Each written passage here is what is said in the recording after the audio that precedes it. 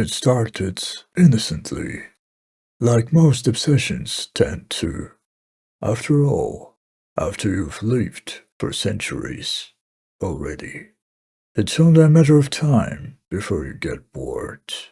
Caspian became immortal by accident. He didn't really remember how it happened. I remind you, he has been alive for quite a while. He does remember Archimedes running through the streets shouting Eureka. So, if that gives you some context, he remembers being one of the few surviving members of his community after a rat-borne disease swept through the countries. It was around that time he considered moving beyond the ocean after that ordeal. The first true test of his immortality carrying him through unsaked. But still, he found himself back on familiar ground, watching Galileo, looking insane, as he threw balls from the top of the Tower of Pisa. This was in its pre-Lenin days. He remembers his fondest friend, Isaac, and remembers laughing at him after an apple fell on his head, and he was trying to explain some crazy math problem to him. While Isaac was around, he had fun and companionship, but once Isaac started getting suspicious of Caspian's eternally raven black hair without a whisper of grey, well into their age, he reluctantly decided the time had come for a new location.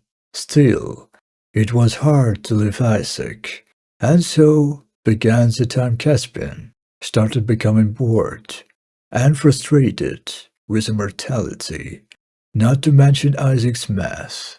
Year in, year out, of things seemingly changing, but not really. Decade in, decade out, of the side perturbation of the perpetually same, century in, century out, of an endless stream of similarity. Yes, the world was evolving, but it seemed like humanity didn't know what to do with it. Passive, indecisive, all the world's greatness at their feet, in their hands, and all humans knew to do was destroy.